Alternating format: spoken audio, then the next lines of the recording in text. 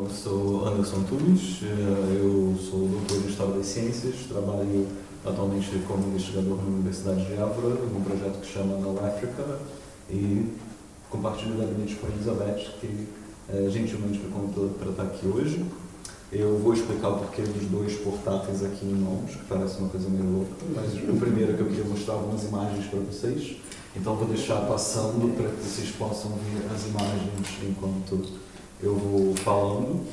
E o segundo é para eu me manter dentro do meu tempo, que é pouco, e para que isso fique em condições para o podcast.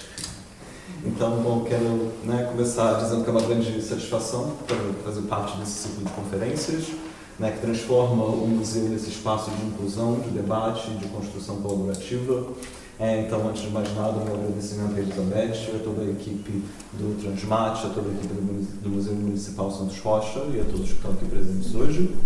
E para mim é um prazer estar aqui também, porque eu acho que o projeto no qual eu trabalho, na Universidade de Évora, no África, tem muitos paralelos com o Transmate, e na medida em que a gente busca no África compreender a formação das coleções e a construção do conhecimento científico como processos dialógicos em que havia uma participação da população local e que se articulavam com esses contextos de violência colonial, física, simbólica, epistemológica, e esses contextos de exploração e silenciamentos.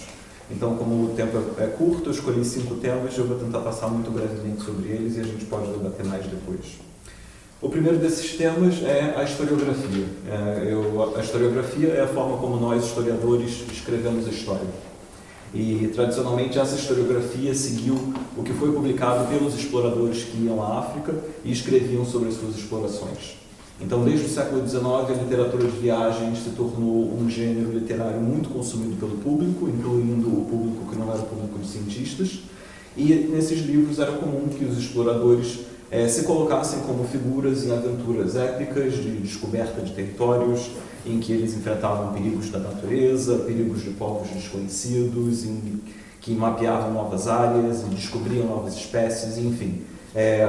Fazer o possível que podiam para descobrir o que podia ser explorado em áreas coloniais que pudessem levar ao avanço e ao progresso da nação.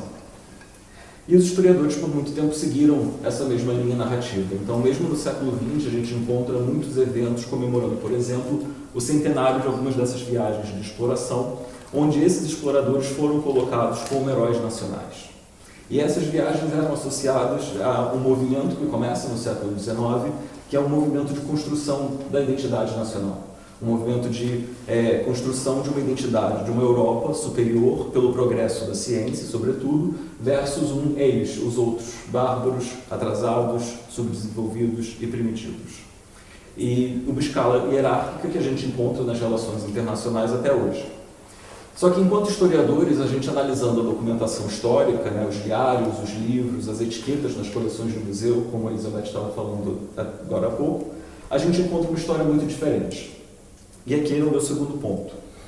Quando a gente analisa a documentação histórica, os próprios livros de viagem que esses viajantes publicaram, que esses exploradores publicaram ao retornar para Portugal, por exemplo, a gente encontra inúmeros indícios, pistas ou vestígios, como diria o historiador italiano Carlo Ginzburg, que nos mostram que guias, que carregadores, que intérpretes, que caçadores, cozinheiros, feiticeiros, mulheres e até crianças interagiam com esses exploradores e contribuíam de forma decisiva para que essas expedições pudessem ocorrer. E que atuaram como mediadores, e esse é um conceito muito importante para a gente, porque eles mediavam tanto o contato entre os diferentes povos que habitavam o continente africano, mas eles mediavam também o contato entre esses exploradores e uma natureza que eles desconheciam ou que conheciam só à distância, nos museus, nos jardins botânicos, nos zoológicos. E, atualmente, na historiografia, compreender o papel desses mediadores tem sido fundamental. E esses agentes locais, como a gente chama genericamente na história, eles desempenharam papéis centrais, tanto na coleta de plantas e animais, na mediação com autoridades locais, na tradução dos diversos idiomas que existiam na África naquele momento, na preparação de alimentos, na partilha de conhecimentos que tinham sobre o ambiente natural. Então, quando a gente vai a essa documentação histórica, fica evidente que centenas de agentes locais colaboraram com essas expedições, que elas não eram obras de grandes heróis singulares. E a gente consegue identificar, até mesmo nominalmente, muitos desses agentes locais, porque eles são mencionados muitas vezes nesses livros. E parte do nosso trabalho nesse projeto No Africa, no qual eu trabalho na Universidade de Évora, tem sido esse. E nós criamos gráficos, como um que está rodando no laptop, mostrando essas redes de relações, mostrando que centenas de pessoas participavam dessas expedições e eram essenciais para o trabalho científico de campo.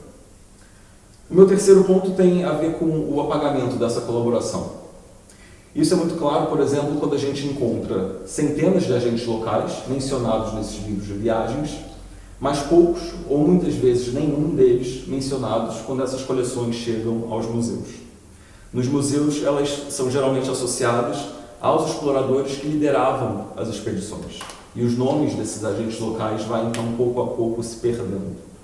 Nas etiquetas dos objetos, por exemplo, a gente muito raramente encontra o nome dos agentes locais que ajudaram na obtenção daqueles objetos ou daqueles espécimes. Então, pouco a pouco, e isso, primeiro, graças a convenções da própria escrita científica, que valorizava e ainda valoriza a objetividade, a concisão, o argumento de autoridade daquele que estava lá e viu com os próprios olhos, mas também pela própria historiografia, que eu falava anteriormente, isso foi acabando desenvolvendo esse apagamento das colaborações dos agentes locais na construção do conhecimento científico e na formação das coleções científicas.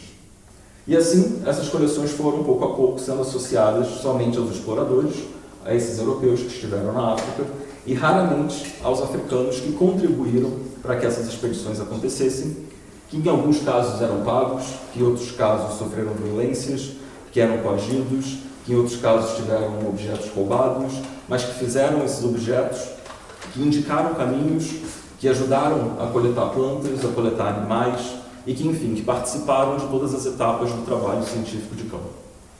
Então a gente nota essa hierarquia e essa assimetria nas relações desiguais de poder. Muitas vezes quem coletava os próprios espécimes não recebia os créditos.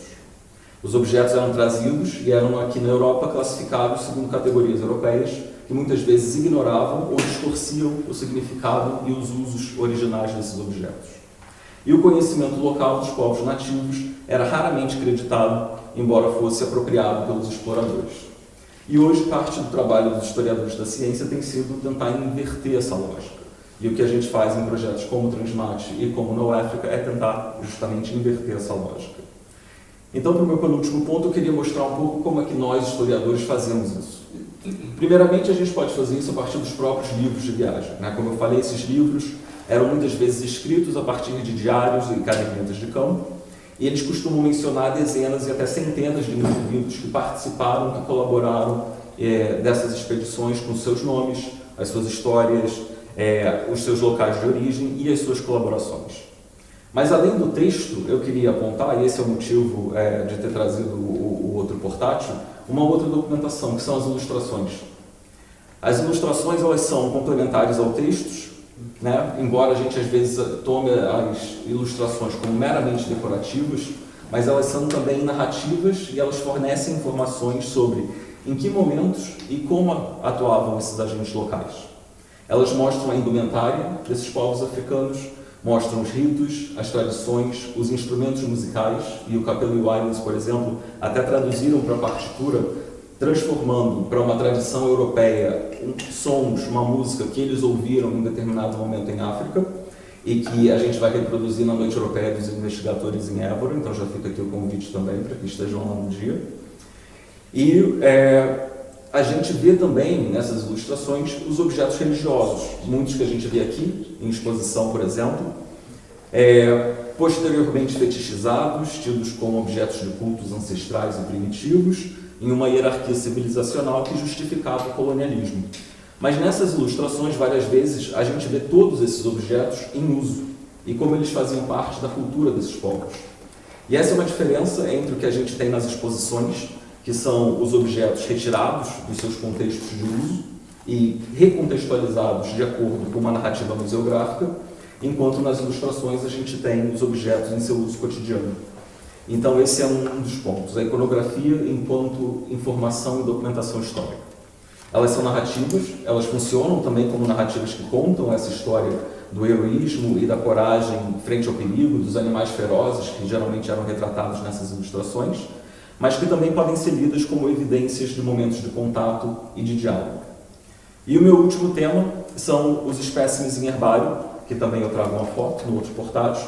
Nós, no No África, fizemos uma extensa pesquisa nas coleções do herbário do MUNAC, em Lisboa, e a gente encontra nas etiquetas que acompanham os espécimes muitas evidências do saber local. A gente encontra registros dos nomes locais, dos usos que os diferentes grupos faziam de cada espécie, em que situações essas plantas eram utilizadas, e com instruções de uso, com instruções de como preparar aquelas plantas para um determinado uso. E isso é um ponto importante de pensar, porque esses espécimes que eram coletados, eles circulavam entre África e Europa, eles vinham sempre acompanhados dos seus nomes nativos e de instruções de uso, que eram instruções orientadas pela experiência dos povos africanos. Isso, é claro, fazia parte de um sistema de exploração colonial que buscava, nessa economia botânica, espécies úteis para serem exploradas economicamente, industrialmente, farmaceuticamente, mas ainda hoje a gente encontra nos próprios espécimes o registro do conhecimento local, do conhecimento nativo. E para isso, para que os exploradores chegassem a esse conhecimento, era fundamental conhecer as pessoas que conheciam o território e que conheciam as plantas, que eram os guias, os cozinheiros, as mulheres, os feiticeiros. E essas pessoas aparecem frequentemente como interlocutores desses exploradores, desses livros de viagem e nessas ilustrações. E aqui ainda tem dois pontos, que é a importância desse conhecimento que era recolhido pelos exploradores, para os cientistas de gabinete, ou seja, para aqueles que não viajavam, mas que escreviam aqui da Europa grandes coletâneas que foram e são referência até hoje, como o Conde de Ficado, que escreveu Plantas Úteis da África Portuguesa, a partir de muitas das informações que foram trazidas por viajantes como Catherine Ivins. E o outro ponto é como pesquisas em etnobotânica hoje, e nós no No África temos trabalhado com uma botânica em Angola, que mostra que muito desse conhecimento local ainda sobrevive. Como algumas dessas mesmas plantas continuam a ter os usos que tinham no século XIX ainda hoje. Então, isso faz a gente poder pensar no herbário também como um arquivo vivo que liga, de certa forma, o século XIX às práticas contemporâneas das comunidades locais hoje. E é justamente nesse ponto que o No África procura atuar, que ao reconstituir essas redes sociais dessas expedições, evidenciando então a agência dos africanos que colaboraram com os exploradores e mostrando como a ciência colonial não foi fruto do trabalho solitário de europeus, mas sim um processo dialógico, relacional e profundamente desigual. E esse mesmo desafio também se coloca aos museus hoje. Como dar visibilidade a essas histórias ocultas, né? Como transformar as coleções coloniais, que nasceram de contextos de dominação, em instrumentos de reflexão crítica e diálogo intercultural. E a resposta passa, como propõe essa exposição, por descolonizar o olhar, por reconhecer os contextos de violência, por valorizar os saberes locais, por escutar as comunidades de origem, quando possível, por abrir espaço para múltiplas vozes e narrativas, e aceitar que os objetos de hoje, que estão nos museus, carregam tanto memórias de deslocamento e violência, mas também de resistência e de sobrevivência. Então, quando a gente volta a olhar para essas coleções com novas lentes, com uma nova interpretação decolonial, se a gente quiser chamar, a gente vê nelas não só testemunhos do colonialismo, mas também traços da agência, da resistência e de saberes e conhecimentos que muitas vezes foram apropriados pela ciência ocidental europeia. E é esse exercício que projetos como o Transmate e o No África na Universidade de Évora propõem fazer. Eu sou Cristina Bastos, eu sou antropóloga, fiz algumas coisas na história da ciência e dei uma interface com este projeto, do qual eu sou apenas consultora, não tenho mérito nenhum. Quero dar os meus parabéns à equipa e ao museu por ter não só acolhido, mas colaborado ativamente nesta incrível experiência na qual estamos dentro dela, de pôr os objetos a viver, a falar e a mostrar o que tem de intrínseco de relacionalidade. É sobre a relacionalidade que eu vou focar aquilo que eu quero trazer para esta discussão. Não combinei com o Anderson, mas também vou trazer 3 pontos da minha experiência que podem dialogar com uma interpretação do projeto em curso. Digo projeto em curso porque é é uma ação que ainda não acabou e que vai ter muitos frutos. Eu acho que é um bocado, não é exagero, é verdade, embora seja localizado, que a Figueira da Foz não vai ser a mesma depois desta exposição. Está mais rica, está mais transformada, está mais com instrumentos de olhar crítico e vozes críticas para ir atrás de realidades que estão contidas em peças, em histórias, em narrativas, mas contém também um conjunto de silêncios e de impossibilidades e negações que explodem em tensão. Essas tensões podem ser vistas aí nas escritas espontâneas do público. Essas tensões devem ser abordadas. Se elas continuam em tensão, explodem em guerras, em lutas, em conflitos, em dissociações. Quando são abordadas, podem permitir-nos construir mais, ser mais criativos e olhar melhor para o património de objetos, de história, de histórias, de relações e do que temos hoje. Então, esta é a coisa central, é a relacionalidade. Há um clichê, mais nos estudos sociais da ciência, que não é bem a mesma coisa que a história da ciência, que é a agencialidade ou a agência dos objetos. Os objetos transformam, os objetos não são coisas mortas, mesmo que nós os vejamos como não vivos, eles transformam as coisas. Portanto, é como se tivessem uma vida de objetos. Essa vida de objetos é o ponto de partida do Translate, biografia de objetos. Qual foi a vida deles? Eu também dou os parabéns à Elizabeth e à equipa por não terem exagerado nos delírios em que os estudos sociais de ciência às vezes nos levam sobre a agencialidade dos objetos e se terem mantido num registro mais sensato, digamos, mais comunicável da história da ciência e trabalhar de uma forma que podemos mais facilmente dialogar sobre ele.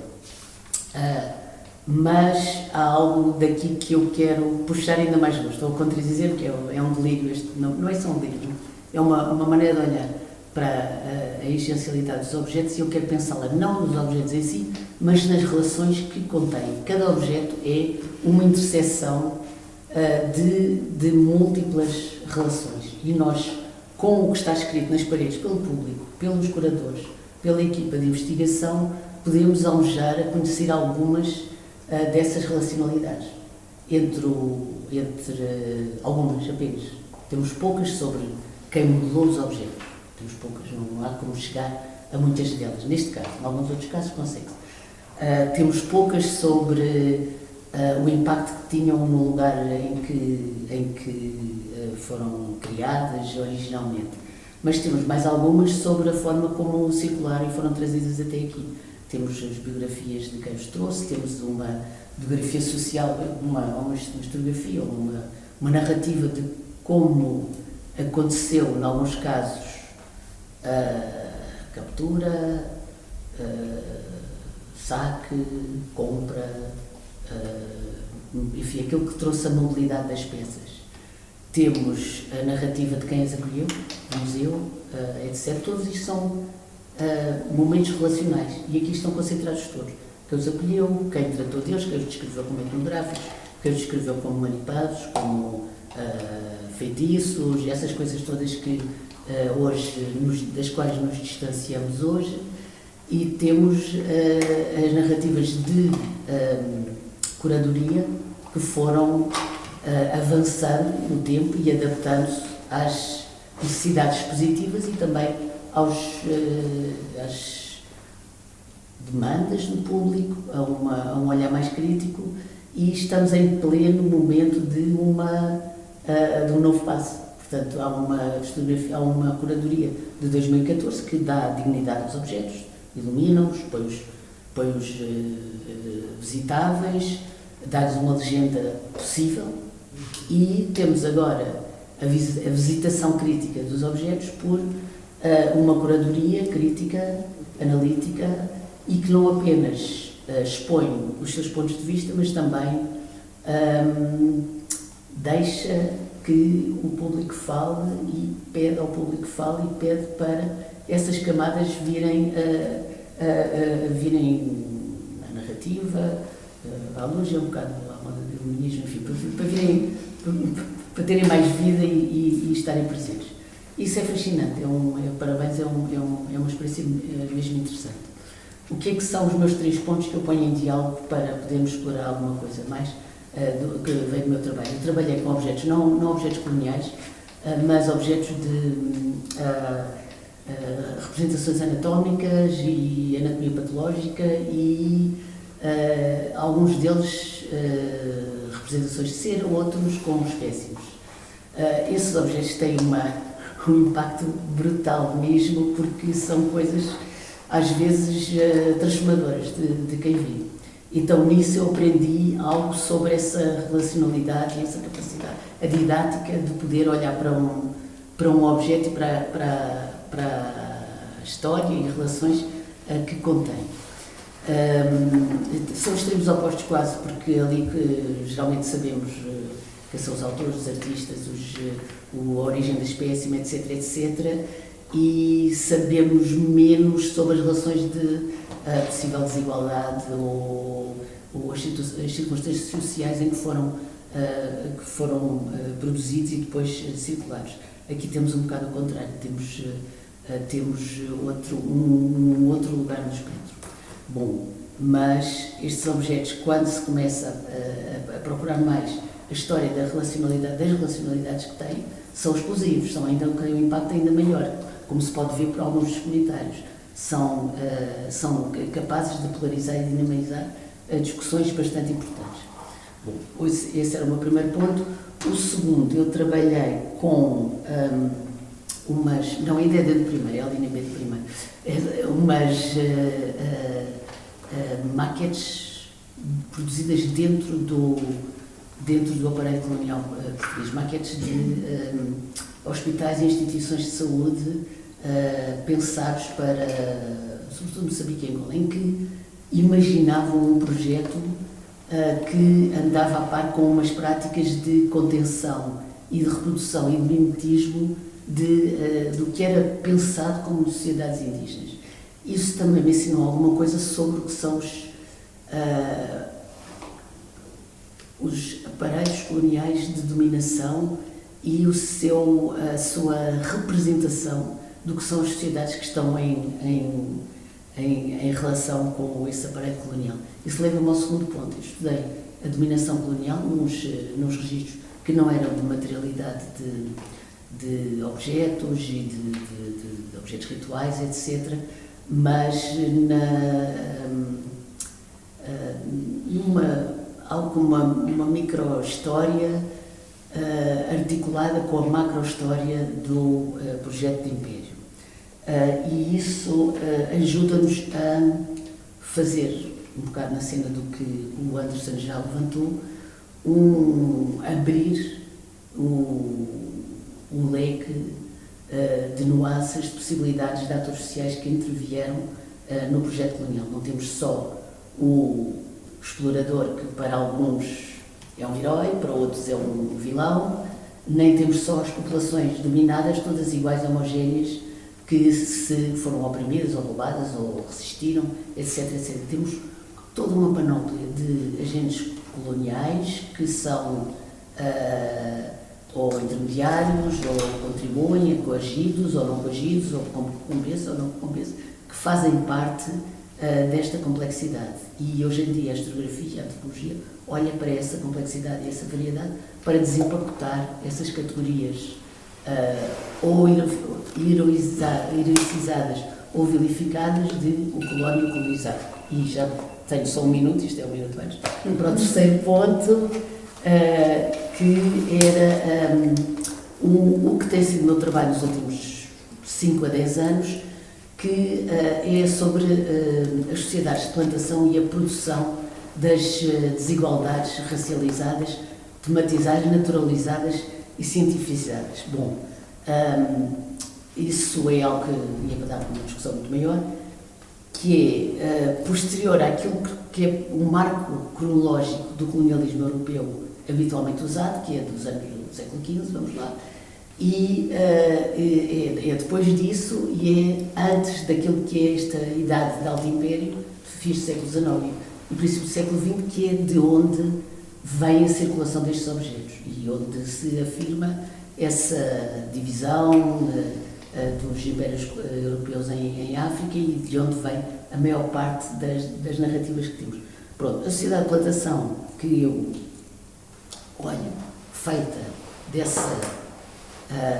dessa conjugação de um rapto, deslocação forçada de escravizados a partir da África e de uma dinâmica de produção de açúcar, o café ou outros commodities com investimento de capital e com uma criação permanente de desigualdade, de onde vem o coração da desigualdade que depois se vai reafirmar nesta África do século XIX. Ou seja, temos que mudar um bocado a maneira como olhamos para os 500 anos e pensar em períodos diferenciados que passam por lados que não são da África, não são do Império Colonial a seguir. Portanto, este estudo dos legados das sociedades de plantação, as quais têm muita museologia, muita museografia muito interessante e que eu trabalhei numa coisa chamada White Plantation Village e achei bastante interessante, e vou ficar por aí, como é que alguns objetos de violência, por exemplo, chicotas, por exemplo, os livros de contas, onde as pessoas tinham as dívidas permanentes que reproduziam a sua condição de serviço à propriedade, são guardados e postos para pensar o que é que foi o legado daquela sociedade, para ajudar a pensar o que é a sociedade presente. Então, finalmente, para arrumar o que quero dizer, o que temos aqui são múltiplos discursos, múltiplas relacionalidades que se interceptam e que nos obrigam a pensar também, como dizem as coisas escritas nos vidros, nas relações de desigualdade que persistem até ao presente e que são elas próprias providas de uma dinâmica também. Portanto, eu vou deixar isto como algo no ar, desempacotar a simplicidade de colonizador e colonizado e pensar que é um momento numa história muito longa de produção de desigualdade que vem em cima de outras produções de desigualdade que criaram uma naturalização da diferença humana, na qual a antropologia física foi completamente cúmplice, mas a biologia também, a medicina também, e deixar um legado de pensamento, de desigualdade naturalizada que precisa de um conjunto de reparações que são muito mais importantes do que aquela reparação simples de vamos devolver os objetos, a pronunciência, etc. Portanto, é isso que eu gostava de dizer. Obrigada. Olá, boa tarde. Meu nome é David, sou diretor adjunto do Museu de Lisboa e presidente do ICOM de Portugal. Quando a Elizabeth me convidou, eu fiquei a pensar um bocadinho, vamos ter 10 minutos do que é que eu vou falar. Vou dar as minhas impressões sobre a exposição ou sobre a metodologia que está à subjacente da exposição, mas fiquei a pensar, foi no título. Enquanto profissional do museu, se me colocassem e perguntassem o que é confrontar o legado colonial na instituição que eu dirijo, ou noutro museu qualquer, o que é que eu poderia responder de forma sistemática aos meus colegas ou alguém do público que me colocasse essa questão. E ao fim e ao cabo, começa aquilo que vou dizer, são 6 pontos ou 6 ideias muito sintéticas aqui, abordadas de forma muito sintética, mas começam na raiz daquilo que estava a dizer exatamente a Cristiana. A primeira atitude, no fundo, é reconhecer que a nossa sociedade ainda hoje em dia é fruto do seu passado colonial, que a nossa sociedade, a forma como vivemos, a forma como olhamos para o mundo, todas as estruturas subsistentes da nossa sociedade são frutos de um triângulo que é capitalismo, colonialismo, exploração do trabalho, racismo. E esse triângulo, quer queiramos, quer não, está subjacente a todo o nosso modo de vida. E os museus, ou as instituições culturais também, mas em particular os museus, não fogem a essa realidade. O colonialismo moldou as coleções, sejam elas as mais óbvias, não é? Que são as coleções etnográficas, científicas, mas também as coleções de arte e de artes decorativas, as narrativas que estruturam, não é? As exposições e os museus e também as práticas das próprias instituições culturais, nomeadamente dos museus. No fundo, é reconhecer que fomos fundados e fomos enriquecidos durante períodos de colonização, mas que esse passado influencia ainda hoje em dia tudo o que é exposto, como é exposto, e quem tem voz dentro dos espaços nos quais trabalhamos e que visitamos.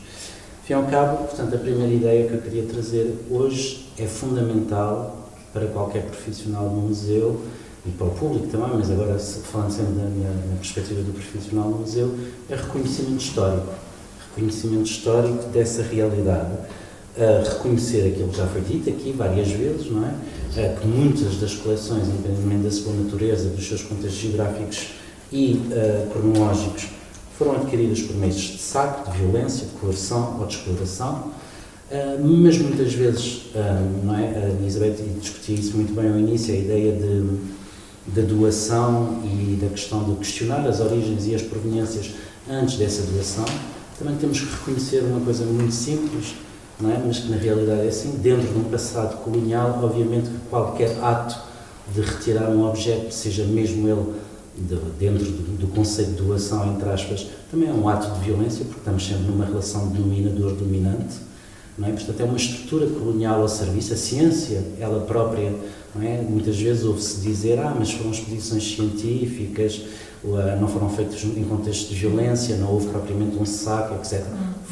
Foram atos de violência porque a ciência em si, não é a ciência do dominante que vem impor a sua estrutura, a sua leitura do mundo sobre outro espaço e vem recolher, portanto são atos de violência também, é reconhecer todas essas estruturas. Portanto, ao fim e ao cabo, é reconhecer que a nossa estrutura, o museu, está enraizado em estruturas de conhecimento e de poder e de subjugação.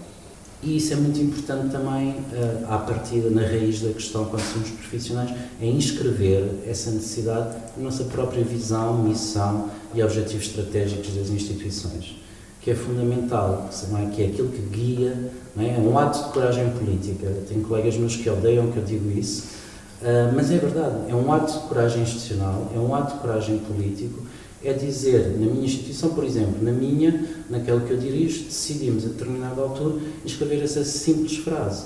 Uma das coisas que nos interessa é estudar o lado multiétnico, multicultural e multiconfessional desta cidade ao longo de todos os tempos. Não é? E isso guia o nosso caminho, que é uma realidade. Portanto, a importância do reconhecimento, mas desse reconhecimento ser inscrito naquilo que é a visão e a missão do museu. Isso leva-nos, obviamente, ao primeiro ato, que é reinterpretar as coleções. Não vou desenvolver, já foi aqui muito falado, a questão da documentação das coleções, a questão de explicitar as relações de dominação, que eu já aqui iniciei ao início, portanto, traçar essa história custodial das coleções para além do ato primeiro, antes da entrada do objeto no museu, e, obviamente, multiplicar os pontos de vista e interpretações e as ressignificações dos objetos nessas coleções, nomeadamente através da participação de entidades externas ao museu, entre as quais, obviamente, as comunidades de origem desses objetos, que é fundamental. Sejam elas as comunidades de origem, no caso destas coleções, não é? Dos territórios de onde foram retirados, mas também das próprias comunidades da diáspora, não é? Associada à diáspora dessas coleções. E isso permite, obviamente, nesse cruzamento, nessa multiplicidade de vozes, abandonar a voz do colonizador e dar voz aos colonizados. E, portanto, essa necessidade imperativa de multiplicar as narrativas e de enriquecer as narrativas nas exposições e na interpretação dos objetos. E isso exige uma atitude que é muito difícil para muita gente, e até para mim será muito difícil, ao início era muito difícil, continua a ser difícil, mas já não é tão difícil, que é partilhar a autoridade.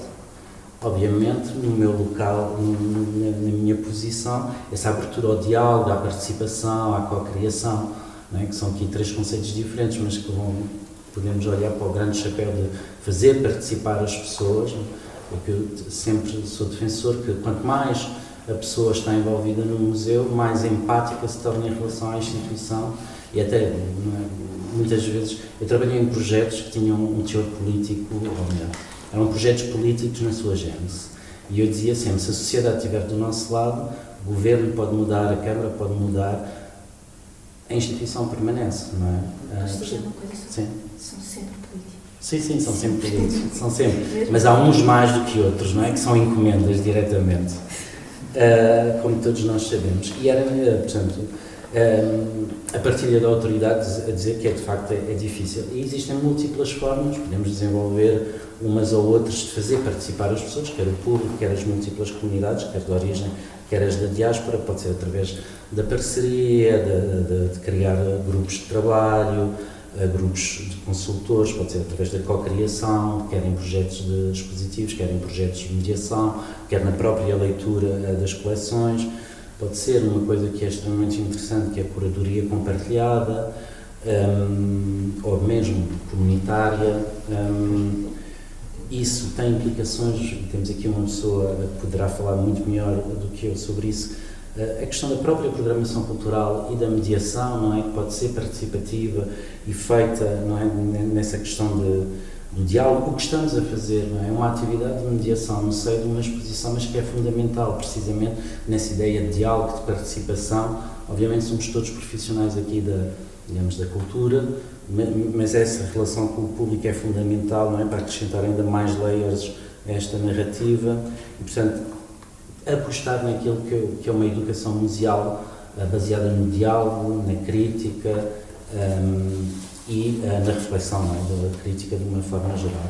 Um ponto que é fundamental, e ainda há pouco, antes de entrarmos aqui no museu, falava disso com uma pessoa, que é a própria transformação institucional. Isto é tudo muito bonito, peço desculpa por falar assim, tudo o que estamos a fazer, mas se eu não começar pela própria estrutura da instituição que eu dirijo, em tentar torná-la mais diversa, não é, do ponto de vista do género, da origem geográfica das pessoas, da formação das pessoas, não serve de nada, não é? Se eu não começar a derrubar o próprio edifício, a própria estrutura, não serve de muito. Não é? Se não formos nós, entre aspas, a dar o exemplo nesse elan quase transformador que queremos para as instituições, mas também naquilo que é os profissionais que trabalham nessa instituição. E por fim, o sexto ponto, e não me vou alongar mais, depois podemos falar mais, que tem a ver exatamente com a última ideia mencionada pela Cristiana, que é, isso tudo tem que nos abrir para aquilo que é o conceito de reparação de uma forma geral. Ao fim e ao cabo, tudo que estamos a fazer, havia algo, eu acho que é naquela vitrine até, dizia que não é uma forma de cura, não é? Cura é essa reparação, e essa reparação pode ser feita de múltiplas formas. Tudo o que foi e que vai muito para além da simples restituição de um objeto aos países de origem, que até poderá ser a última forma de reparação, mas tudo o que eu fui enumerando até agora são formas de reparações.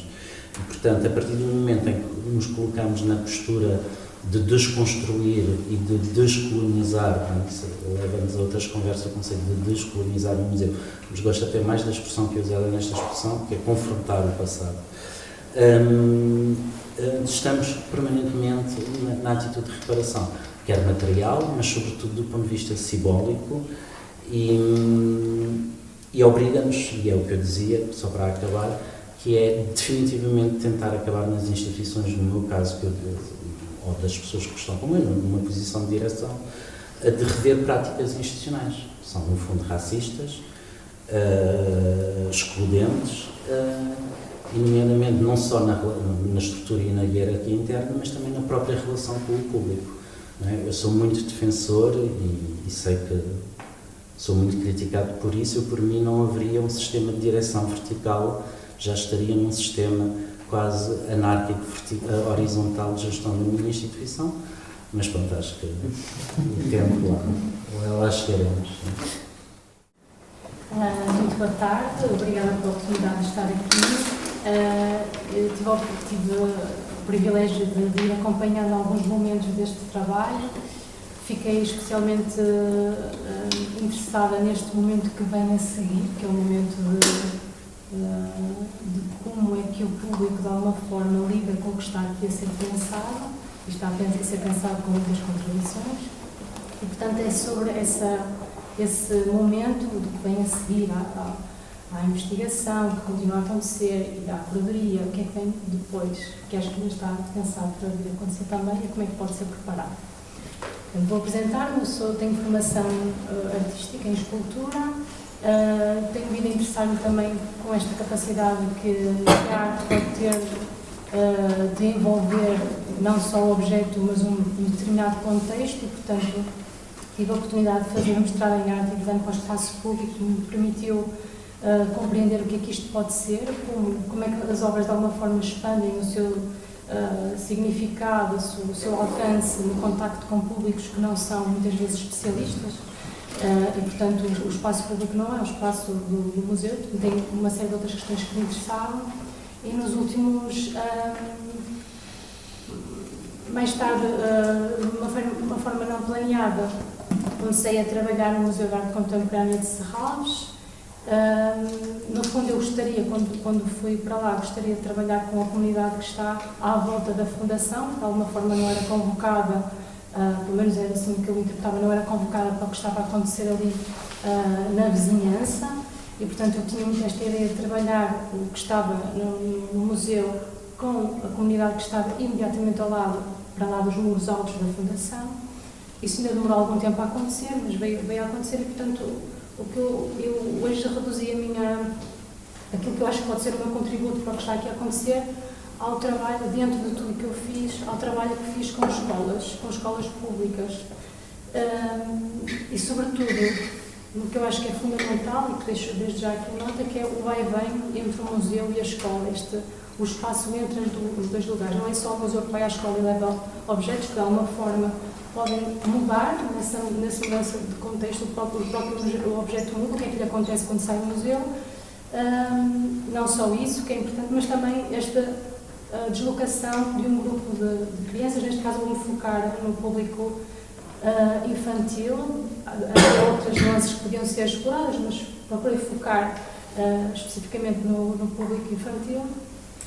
O que é que lhes acontece quando vêm, por exemplo, a pé até ao museu? Portanto, este caminho que fazem da saída da escola, que é cada vez mais difícil, até a uma instituição que está ali ao lado e que muitas vezes não conhecem. Eu acredito que também seja a realidade aqui, tal como acontece no Porto, de onde eu venho e onde trabalhei,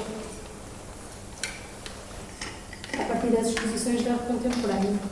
É claro que o Museu de Serralves tem dinâmicas diferentes, porque só tem exposições temporárias, portanto está constantemente a negociar o espaço e a redesenhar o espaço. Portanto, isso mesmo, com a continuidade, faz com que o público veja um museu relativamente diferente cada vez que o visita, e isso também promove discussões bastante interessantes. Eu acho que aqui houve um bocadinho essa tentativa de repensar o dispositivo de exposição. E penso, por exemplo, pela primeira vez, e nesta sala em particular, as crianças de facto conseguem ver os objetos todos. Em alguns museus isso nem sequer é tido em comparação, portanto, a maioria das vezes vê ou a mesa pelo lado de baixo, ou verem os objetos de uma maneira que lhes é imposto. Portanto, estas figuras muito altas lá em cima, que eles só veem parte, só essa relação entre o corpo pequenino e a grande escultura em cima do pedestal já cria uma situação que é de considerar, que é de pensar. Portanto, o que é que, assim, para me resumir, para não me perder no tempo, de alguma forma, a experiência que trago então é desta ideia de que a investigação em educação artística, que é disso que se trata, pode de alguma forma contribuir para o que tem sido aquilo que é chamado de serviço educativo do museu. E aqui uma nota para explicar que, ou para dizer que o serviço educativo tem que se desmontar esta ideia que é um conjunto de atividades que explicam de facto o que está a ser visto àqueles que não chegam lá, que de alguma forma não compreendem. Portanto, esta ideia tem que ser desmontada desde o início. E para isso eu acho que nos pode deixar só algumas referências que eu acho que nos podem ajudar a pensar isto. A investigadora Carmen Mos refere que existem 4 discursos de mediação de educação em museus: o afirmativo, o reprodutivo, o desconstrutivo e o transformador. E podemos dizer que, de uma maneira geral, uns mais que outros, eles convivem numa visita guiada, numa oficina, num conjunto de atividades que é proposto. Estes discursos que convivem e às vezes até são simultâneos. Mas é muito importante que a equipa que faz a mediação tenha consciência disto. Isto é determinante para aquilo que, quando está a fazer o trabalho que tem a fazer, saber que a determinada altura está a reproduzir, outras vezes está a afirmar, outras vezes está na procura daquilo que é uma transformação até de si próprio, no acolhimento do que está a ser visto pelo grupo que está a acompanhar. Portanto, eu diria, tentei resumir aqui quais são os grandes desafios. E eles são 3, que deixo para o momento que vem a seguir do trabalho com as escolas. Primeiro, como questionar as narrativas estabelecidas a partir da reconstituição simbólica dos objetos nas coleções, dos gestos que lhes são inerentes, de tudo aquilo que já aqui foi falado, e das relações que se criam com o grupo que está perante nós. Não ignorar o grupo que está perante nós, porque eles próprios têm já uma experiência e trazem um conjunto de referências que não devem ser ignoradas numa visita ao museu, por exemplo.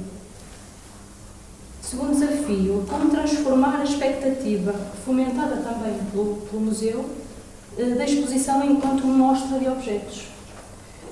Porque há inerente a esta ideia da mostra de objetos um interesse quase de neutralidade, ou seja, quem está a fazer a mediação de alguma forma abstém-se da sua própria situação no museu e de alguma forma ignora a sua situação perante o grupo também quando procura esta ideia de neutralidade. O mediador não é neutro, não é? Nós sabemos disso. E, portanto, também abdicar desta ideia de que está ali para educar ou instruir. A escola também passa por este processo, também, que deve pensar um pouco sobre estas questões. A terceira, como pensar exposições com crianças pequenas no contexto contemporâneo, sabendo que o contexto contemporâneo consegue, de alguma forma, ser construído em cima de muitas temporalidades. Portanto, pensar que uma criança é demasiado pequena para compreender o que está a ver, uma situação de violência, eu acho que é errado. E isso às vezes também já foi falado aqui, as tabelas são demasiado violentas, não devemos... Eu acho que uma ideia fundamental que deve ser deixada aqui é que as crianças estão, elas próprias, imersas na complexidade. E muitas vezes não têm momentos em que possam, de alguma forma, tornar isso um espaço de discussão. E, portanto, aquilo passa a ser uma espécie de interpretação individual, quando vem ao museu, com muitas dúvidas, carregado de medo, muitas vezes, e de pré-conceições. Portanto, a minha proposta seria que a mediação fosse uma espécie de alternativa à construção de uma perspectiva individual. Portanto, esse momento poderia ser, de alguma forma, o fomento de uma leitura potencialmente partilhável, que não é de cada um de nós, mas é qualquer coisa que nós chegamos em conjunto. E isso muitas vezes é conseguido à custa das contradições. Portanto, as contradições passam a ser elementos-chave para pensarmos e não sobre o facto do problema. Não há problema nenhum sairmos de uma exposição com mais dúvidas com que entramos. Eu diria que aí é o museu a funcionar, a mediação a funcionar como devia. Portanto, ele não se esgota numa visita. Daí a importância dos projetos se prolongarem um pouco mais no tempo, para que possa deixar lastro, para que possa ser levado para casa, para que se possa ser ampliada a questão que foi gerada e que isso possa ser reconhecido no dia-a-dia, para não tornar a vinda ao museu uma situação excepcional. Ela deve fazer parte do cotidiano cada vez mais. E é esse o grande desafio, porque ainda não é. Nós sabemos que ainda não é. Há muito público que nunca veio cá. E é daqui vizinho. Portanto, eu deixava só esta... Tinha muitas outras coisas para dizer, mas eu acho que depois do que ouvi aqui, acho que seria assim, um resumo do que posso contribuir para o que foi aqui apresentado. Muito obrigada.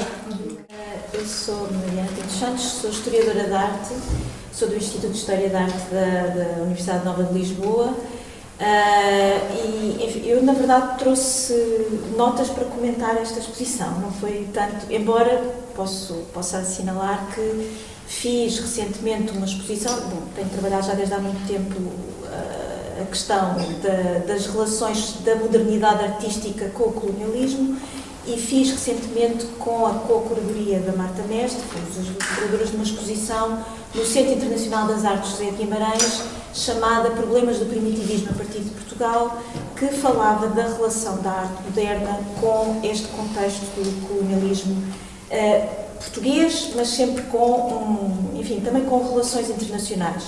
Eu depois posso, se quiserem, falar um bocadinho mais sobre isso, mas eu não vim falar sobre essa experiência, embora, claro, o meu olhar sobre esta exposição também vem dessa experiência de curadoria e enfim, da minha investigação.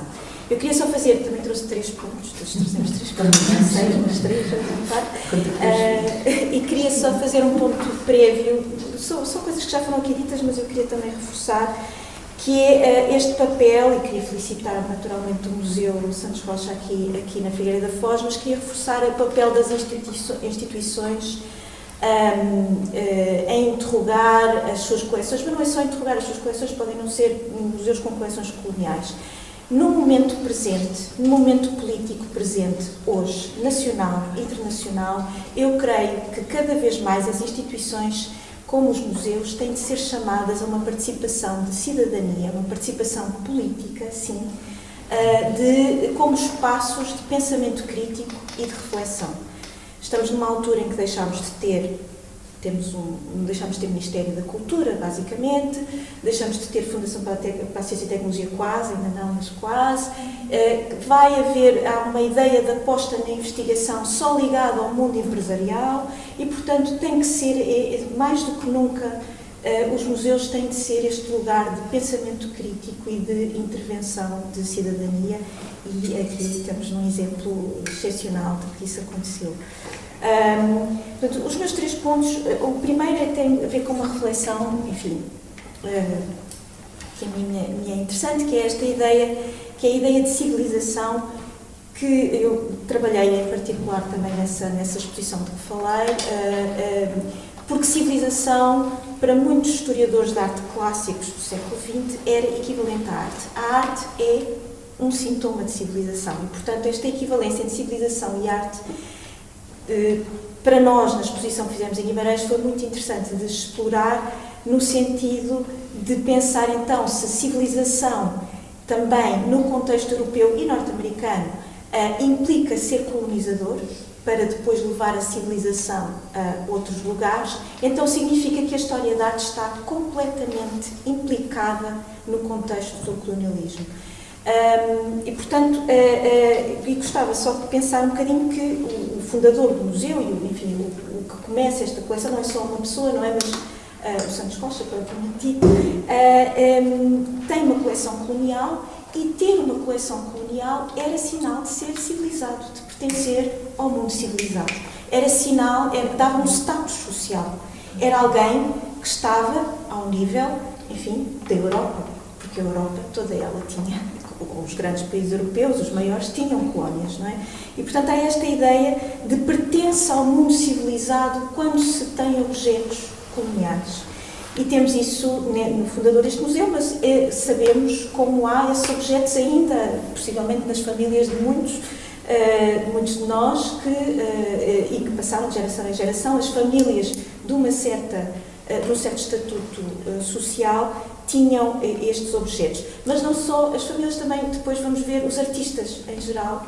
É muito interessante ver um documentário que foi feito sobre o casal Arpades Vieira da Silva, e há uma conversa, uma famosa chamada Bicho, não é? Não sei se alguns já viram.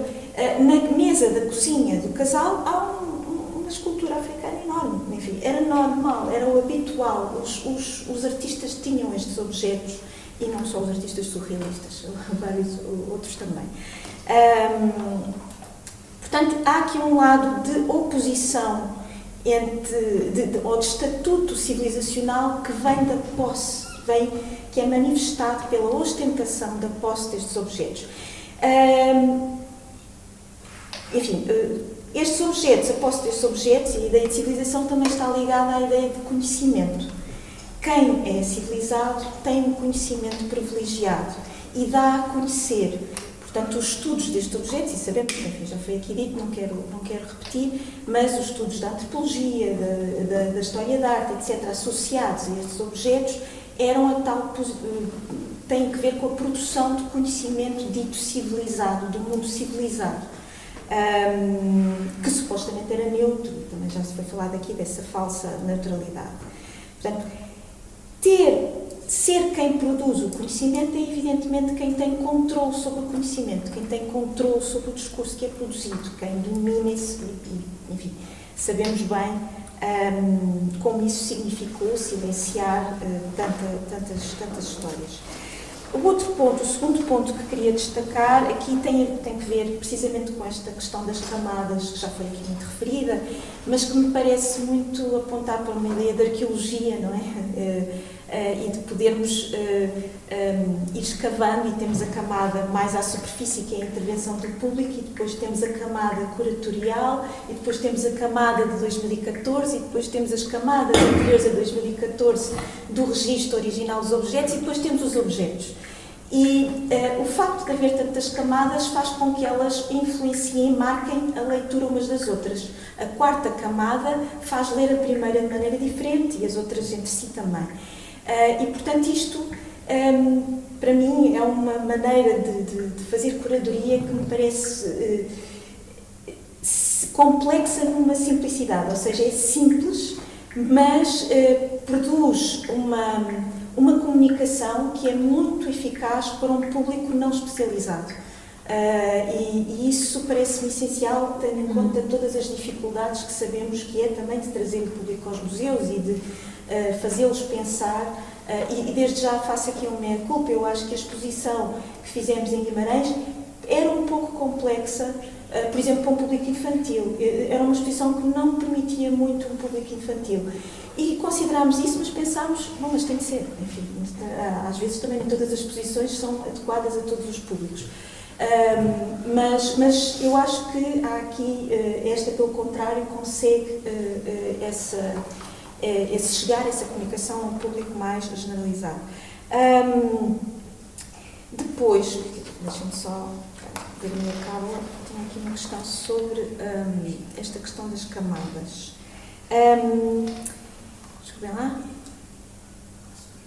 Ok. A outra coisa, enfim, já foi sublinhada aqui, também é o título Confrontar o legado colonial no museu, também é um título que me agrada muito, porque há aqui uma questão que para mim é muito também, enfim, tenho debatido isto com outras pessoas, estou a dizer para mim, mas tenho debatido amplamente com colegas, que é uma questão de um discurso eventualmente autoritário, quando se procura ir descolonizar o museu ou fazer uma intervenção deste género em coleções coloniais. E eu creio que há o perigo, e tem havido em exposições nacionais e internacionais, de um discurso algo autoritário, um discurso que diz ao espectador o que é que ele deve pensar. E esta questão das camadas aqui, e este título também, é um título que não é de maneira nenhuma autoritário, é um título que abre precisamente e deixa a voz dos visitantes e deixa os visitantes tirarem as suas próprias ilações, que podem ser ilações que até vão numa direção diferente da curadoria. Os curadores não são neutros, as exposições não são neutras nunca, o museu nunca é neutro, mas não pode ser autoritário em relação ao público, e isso para mim é uma questão muito, muito importante, e para as pessoas que estão vindo a conversar, e é uma coisa difícil, não estou a dizer que isto é uma coisa que se consiga. Temos que medir as palavras que usamos nos textos de parede, medir toda a intervenção curatorial para não cair nesse autoritarismo, às vezes sem querer, porque somos apaixonados também por aquilo que estamos a fazer, porque temos convicções e podemos querer impô-las. Finalmente, o último ponto que tem a ver com isto, com tudo isto, e a Cristiana também já falou nisto, tem a ver também com aquilo que foi debatido na grande conferência que foi aqui organizada, e que foi uma conferência que me parece extraordinária, porque trouxe muitas vozes de museus de países africanos, que é uma coisa que normalmente não acontece. Muitas vezes vemos essa crítica, que este debate é um debate muito europeu e norte-americano, do norte global, é um debate que não inclui o sul global, e muitas vezes está a espiar a culpa europeia sem incluir as vozes daqueles que foram colonizados ou dos seus descendentes, na verdade. E há aqui um lado que também foi conversado, eu conversei com as pessoas que estavam nessa conferência, que é uma certa tendência que se cai, por vezes, quando se fala em restituição, quando se fala em reparação. Eu gostava só de chamar a atenção para esta palavra reparação. Reparar não significa nunca poder devolver à condição original. Quando nós estragamos um objeto e o reparamos, ele fica com o remendo. E, portanto, a minha questão era mesmo sublinhar isso. Estes objetos têm o lastro que têm a história quando se fala em restituição, eles nunca podem ser devolvidos a uma coisa. Para já, os lugares de onde eles vêm não ficaram lá intocados, incólumes, parados no tempo. Isso é uma visão colonialista ainda sobre esses lugares, não é? Mudaram, as pessoas mudaram, enfim, às vezes já as fronteiras foram reorganizadas também pela história colonial, etc., e por guerras, enfim. Mas os próprios objetos agora levam este lastro. Se um objeto destes fosse restituído, ele tem a história de ter estado neste museu, tem a história de ter estado na coleção dos Santos Rocha, ele tem a história de todas as intervenções, todos os discursos que foram produzidos sobre ele, inclusive estes que estão agora aqui. Portanto, este lastro vai com os objetos, o agenciamento, enfim, não é dos objetos, mas este lastro vai com eles. E eu lembro-me de uma coisa que uma das pessoas que me marcou bastante, eu já não me lembro, era o diretor ou alguém que trabalhava no Museu da Indonésia, que fez uma intervenção nessa conferência em fevereiro, e que dizia que quando os Países Baixos tiveram conversações para restituir objetos que tinham sido pilhados em contexto colonial da Indonésia, com a presença holandesa, não é, na Indonésia, que as pessoas de lá, enfim, da Indonésia, das instituições da Indonésia, diziam, às tantas, que quiseram também objetos tipicamente holandeses. Porque já faziam parte também da sua história colonial, porque os colonos tinham levado esses objetos para lá e esses objetos passaram a ser parte também da história da Indonésia, e alguns deles tinham até sido produzidos por pessoas indonésias, enfim, por pessoas autóctones, não é? Que são arregimentadas, como muitas outras coisas podemos pensar também em Portugal. Houve força de trabalho para construir edifícios, para produzir talha dourada, para produzir objetos que são de arte europeia, não é? Que são de cultura europeia. O Jordi Savall, na música também, não é? Não sei se conhecem, mas enfim, as rotas da escravatura que ele fez, fala muito dessas contaminações da música e de como a música que as pessoas escravizadas cantavam às vezes começava a marcar a produção europeia e vice-versa também. Ou como, também, isso ainda é melhor, como muitas vezes também pessoas indígenas eram integradas em coros religiosos, etc., e subvertiam aquilo que cantavam, pondo mensagens, pondo ritmos, pondo coisas das suas próprias culturas. Mas isto tem que ver com essa mobilidade de que a Cristiana também falou e não estagnação, e eu creio que às vezes há perigos de continuar a falar das culturas e dos objetos como se eles tivessem ainda um lugar original ou uma história original à qual pudessem ser devolvidos. Não, têm essa história e têm outras, não é? Por cima. Eu não perco isto. Obrigada pelas questões, por todas as questões que foram aqui levantadas, super interessantes e que nos ajudam a pensar sobre este tema de como é que conseguimos confrontar estes legados coloniais e qual pode ser o futuro destas coleções. Abrimos agora o espaço para debate e para as questões do público. Vou só dizer uma coisinha antes de abrir o debate, ou já entrando no debate, se me permitem. Antes de mais, agradecer, uma vez mais, porque o que nós estamos a fazer aqui neste museu, e como sabem, e o que hoje foi aqui falado, não é a opinião de todos, e nem toda a gente tem a mesma reação, não é? E nós, ao longo do tempo, temos percebido que há determinadas pessoas que não têm esta leitura, e a leitura que qualquer um de vocês hoje fez aqui, e a forma como apresentaram cada um maravilhosamente as vossas ideias, a mim, e provavelmente à equipa que aqui está, conforta-nos muito, porque apesar de termos feito este passo em frente, e todavia há aí um comentário interessante no cantinho. Todos os comentários são importantes, o que aqui está, e são muito úteis para repensarmos. Mas há ali um cantinho que diz: parabéns, museu, é preciso coragem para fazer uma intervenção destas, para permitir isto. E é mesmo. Foi preciso coragem, e como sabem, esta exposição passou por diversas fases. até chegar e até se concretizar nisto que aqui está. Obviamente que eu agora olho para esta coleção de uma forma diferente do que eu olhava antes do projeto Transmate. Eu próprio cresci imenso aqui dentro, não é? Nem conhecia a coleção dessa forma, eram objetos etnográficos que aqui estavam e era assim que eu olhava para eles. Claro que uma pessoa vai crescendo um bocado, mas com este projeto Transmate houve um crescimento imenso. E depois, com os diversos convidados que temos aqui, então aí tenho crescido muito e o museu tem crescido muito com vocês. E daí um grande agradecimento que esta instituição tem a todos os convidados que o projeto Transmate nos trouxe aqui. Mas dizer-vos também que temos também uma equipa internamente, até a nível de mediação e serviço educativo, que eu já tive a oportunidade de falar com a Joana, que tem trabalhado este Ask the Object com o público mais jovem, que também nos traz esse feedback de que nós queremos ir buscar ao público mais novo, como é que eles encaram esta intervenção.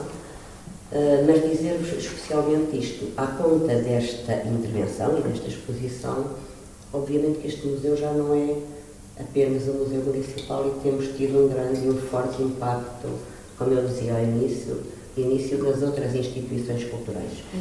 Para dizer isto, cada vez que vos ouço, me sinto mais confortável com aquilo que este museu está a fazer.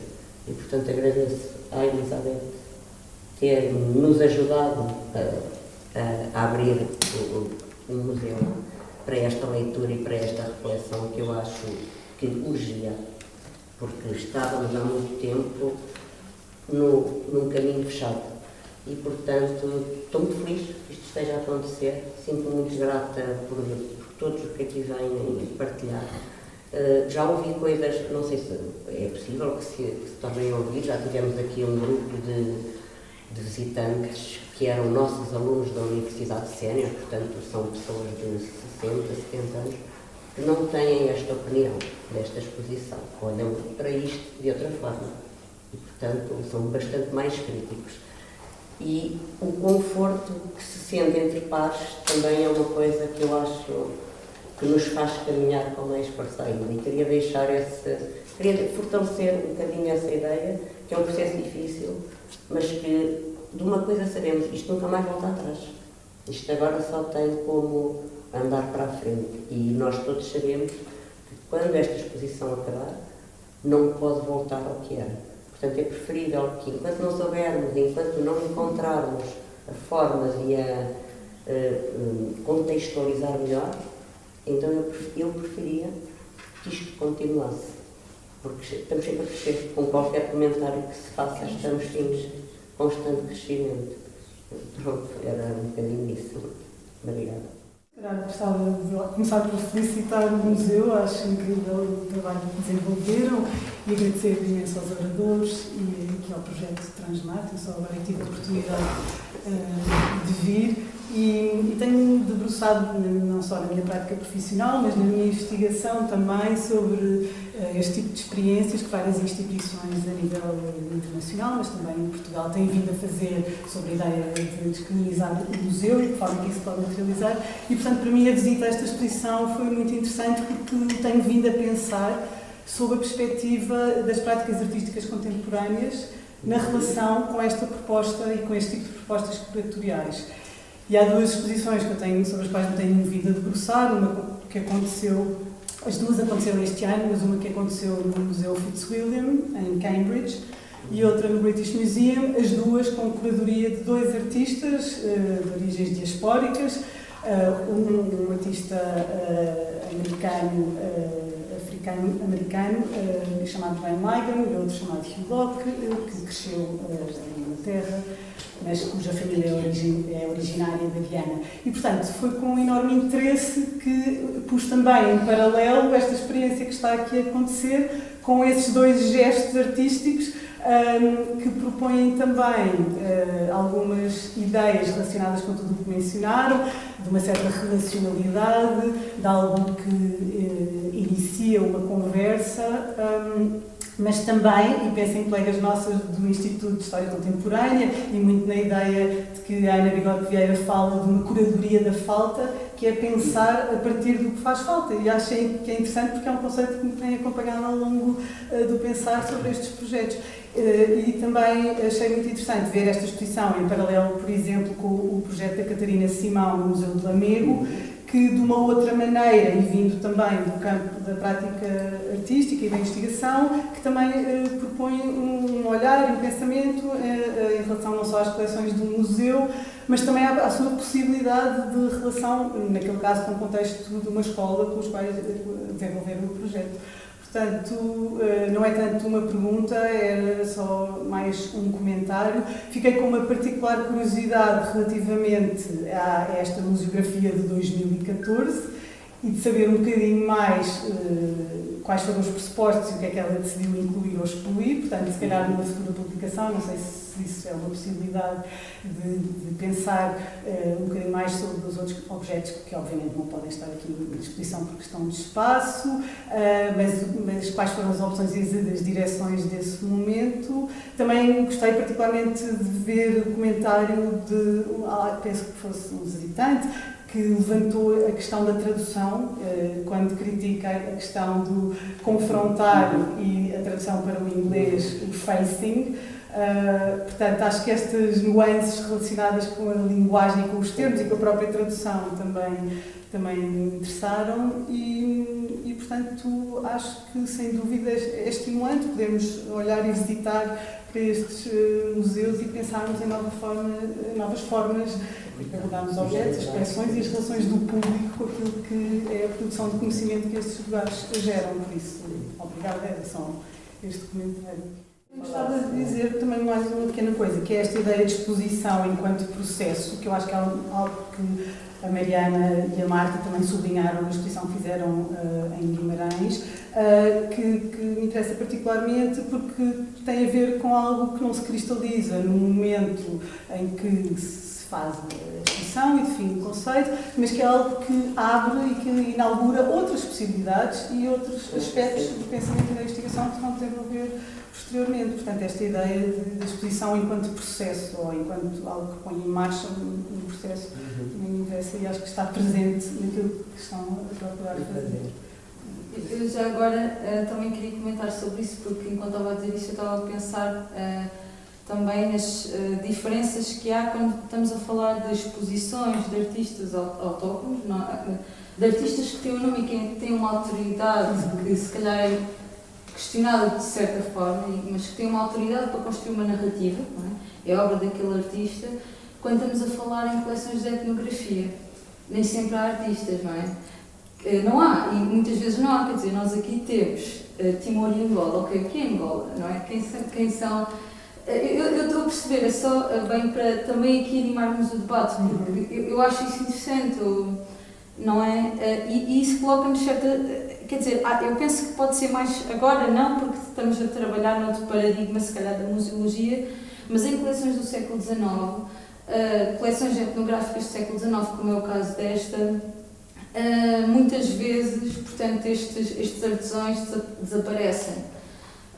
Por várias razões, não é? Porque muitas vezes os contextos de recolha e de proveniências são complicados e não há esse...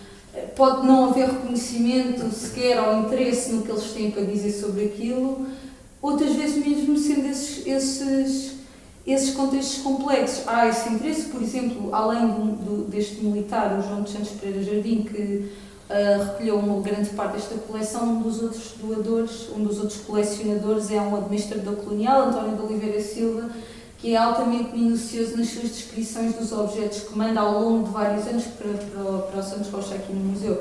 E ele descreve como que pode, incluindo os nomes indígenas, como eram, por exemplo, sobre uma daqueles objetos, a peneira, ele diz, é para fazer a fuga ou não sei o quê, mas depois o Santos Rocha, por algum motivo que nós não sabemos, decide não incluir essa informação no catálogo e essa informação perde-se até o momento que nós fazemos essa ligação dele com a carta, não é?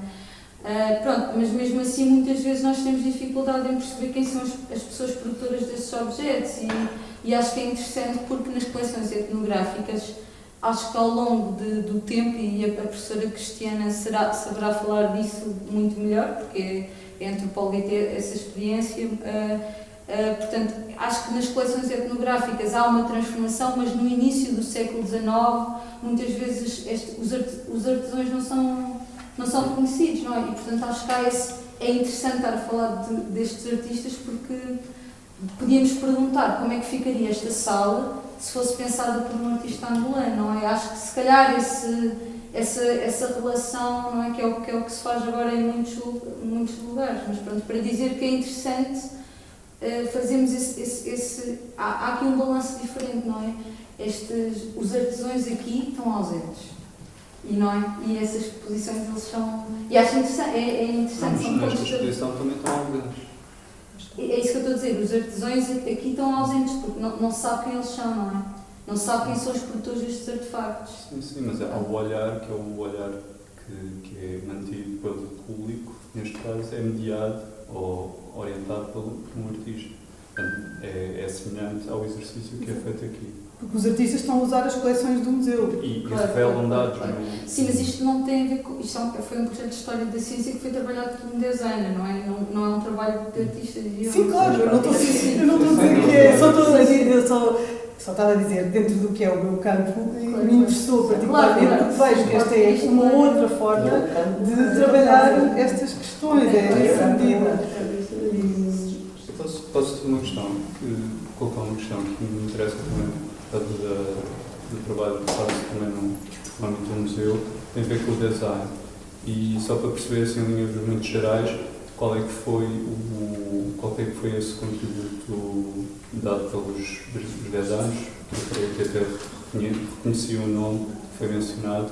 Portanto, em que medida é que os 10 anos desempenharam este papel na apresentação das obras e na forma como os discursos, ou as várias camadas de discurso foram apresentadas na exposição? Se fosse possível só... Não sei, Elizabeth, eu diria só que o papel do designer e do arquiteto foi pensar o dispositivo pelo qual nós trabalharíamos, partilharíamos os dados da pesquisa e quais eram as nossas preocupações, se calhar metodológicas, ou que gostávamos de ver, que era um grande envolvimento público, e um grande envolvimento com a comunidade e transparência sobre os processos de construção da coleção. Mas Elizabeth, com certeza, terá também mais sim, o conceito do José Alvacaria, que foi o design, sim, mas que trabalhou com um arquiteto, com Miguel Figueira, foi colocar, no fundo, tirar o ênfase dos objetos e colocar o ênfase na informação que colocamos à frente dos objetos, sem nunca tirar a visibilidade do objeto, mas tirá-lo do pódio.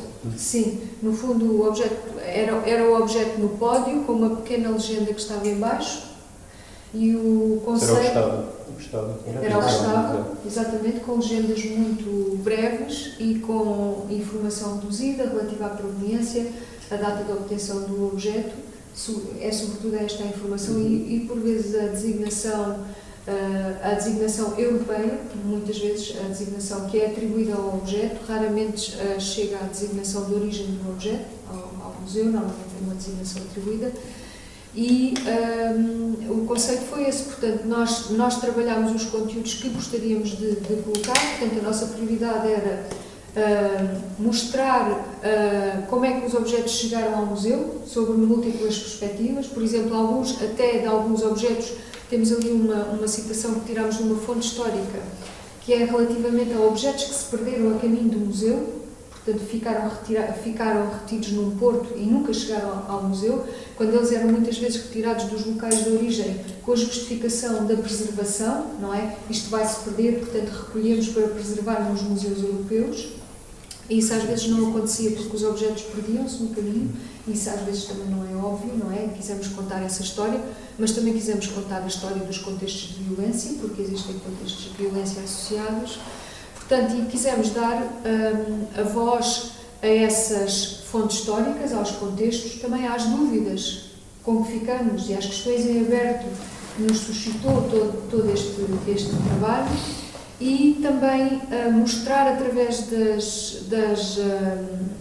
destas inscrições brancas e amarelas, a forma como persistem os termos que são registados no século XIX, como eles vão sendo reproduzidos até ao presente.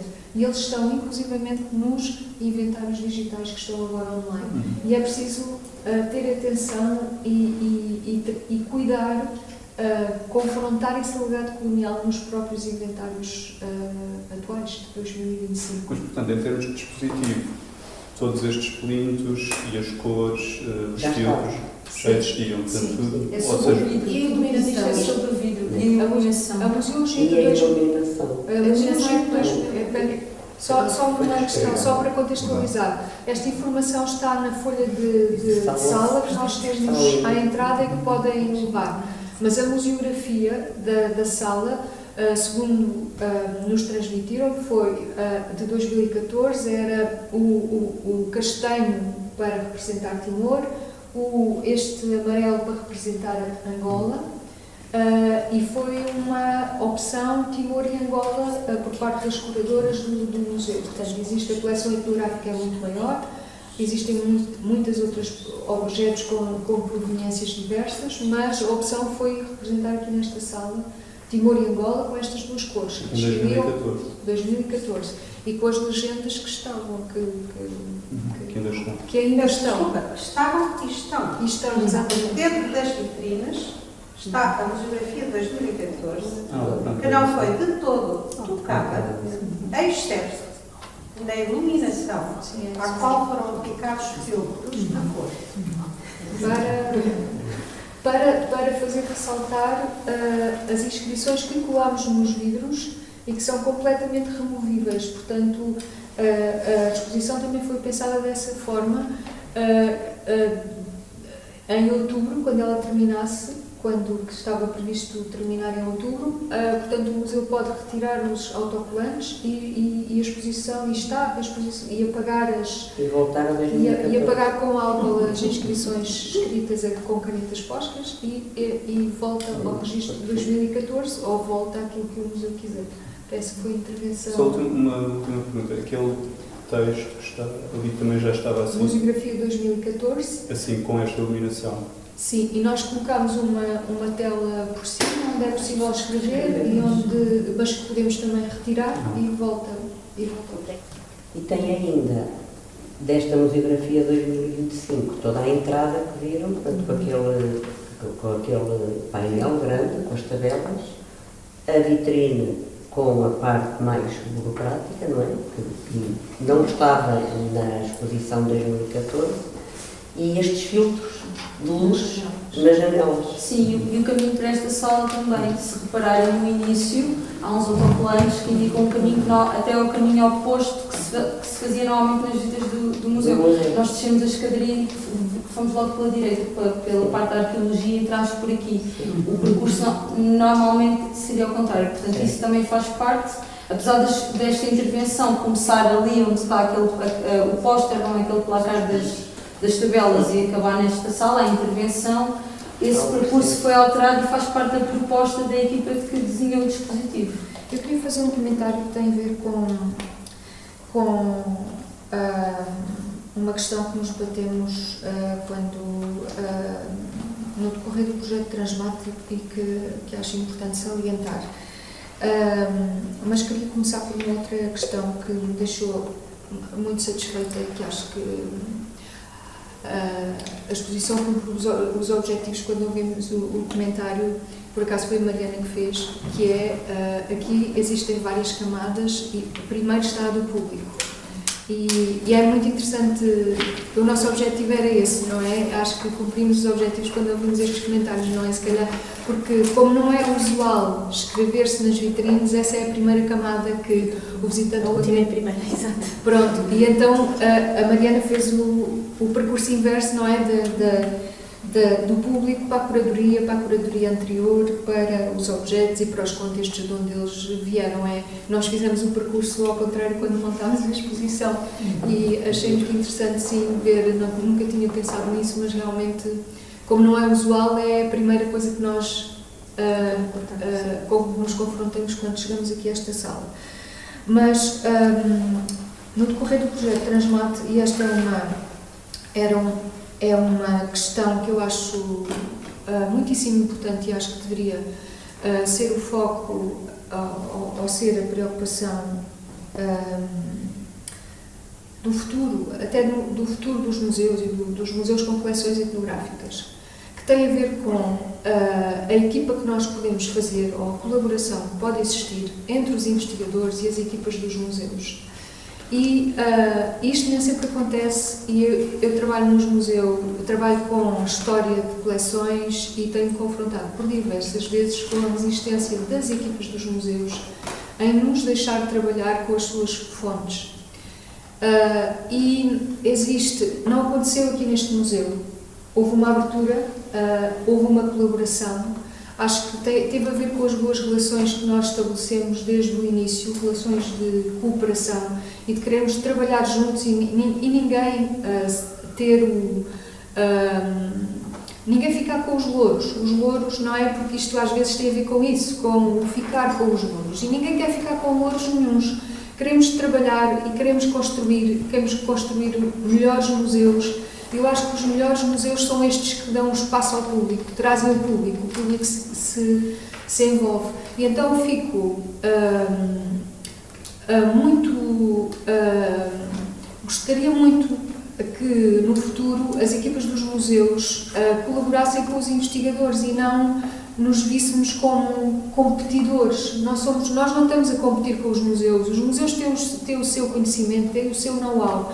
E acho que nós evoluímos muito mais se colaborarmos e se não existir muita resistência, e quem é investigador que trabalha com coleções de museus encontra. E infelizmente, devido às nossas posições muitas vezes frágeis e precárias profissionais, nós não podemos falar abertamente sobre isto. Mas acho que tínhamos todos a ganhar. Eu acho que o Museu Santos Rocha aqui é um exemplo, não só por esta exposição que conseguimos construir juntos, mas conseguimos trabalhar juntos sobre as fontes. E isto nem sempre acontece, e queria deixar aqui esta nota de elogio ao museu e de esperança para o futuro.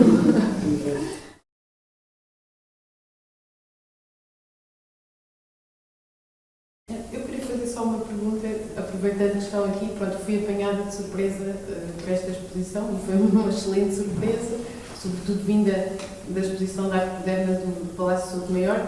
É impossível pensar numa coisa mais mal pensada e então fico super contente, sobretudo por também ser na Figueira da Foz, no meio pequeno, e eu senti que estava a entrar de repente num conceito que podia estar em Londres, ou em Paris, ou em qualquer cidade do mundo, não é? Portanto, e isso é ótimo, porque às vezes parece que não nos sai de cima o provincianismo, e parece que estamos condenados, não é? Sobretudo para quem vem de Coimbra, é isso. E é muito bom ver isto aqui. E depois fico muito curiosa, como alguém que está completamente fora desta área, sobre o estado da museografia em geral, em Portugal. Por exemplo, como é que o Museu Nacional de Etnologia se posiciona perante este confronto crítico?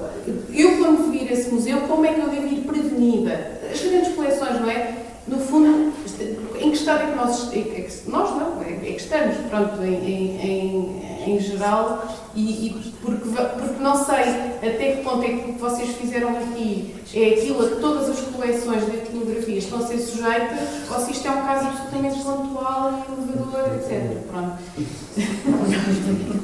Fiquem curiosos, acho que só vocês, se calhar, podem responder a esta pergunta, então. A mim só me vem à cabeça uma coisa que é, nós no Instituto de História Contemporânea temos o grupo de História da Ciência, que é o grupo em que trabalhamos, e trabalhamos muito um tema que é o dos centros e das periferias, e eu acho que esta exposição não é periférica, é central, e eu acho que temos que ter a ousadia de fazer isso, de pensar isso. Portanto, não sei se é, não quero soar, não quero parecer arrogante, mas, de facto, eu não vi nenhuma exposição e já estive em alguns dos melhores museus na Europa e onde estão a a desenvolver pesquisa de proveniência que tem a colaboração das comunidades de origem, não é? Que é o que nós queremos caminhar para aí. E estas coleções só vão, ou o trabalho vai estar mais completo quando conseguimos essa colaboração dessas comunidades de origem. E temos sempre o conceito de nós estamos na periferia e não fazemos nada bom. Alguns trabalhos de investigação têm vindo a revelar que Portugal, em algumas áreas, não é uma periferia, mas foi um centro de inovação, e isso não é, e são várias as áreas em que isso aconteceu, em que nós, Portugal, numa periferia geográfica, liderámos. E acho que o Museu Santos Rocha, com esta intervenção, nós fizemos investigação, como eu não quero de maneira nenhuma estar aqui a dizer que nós, investigadores, fizemos um excelente trabalho, porque nós fizemos a investigação que está a ser feita nos outros países europeus, mas em termos de intervenção e de ousadia, que tem a ver também com o trabalho dos designers e do designer, do arquiteto, que pensou também esta forma de chamar o público a intervir desta maneira, é um projeto muito inovador, e se conhecerem outra assim, eu adoraria conhecer, mas pronto, é assim uma elogio ao museu.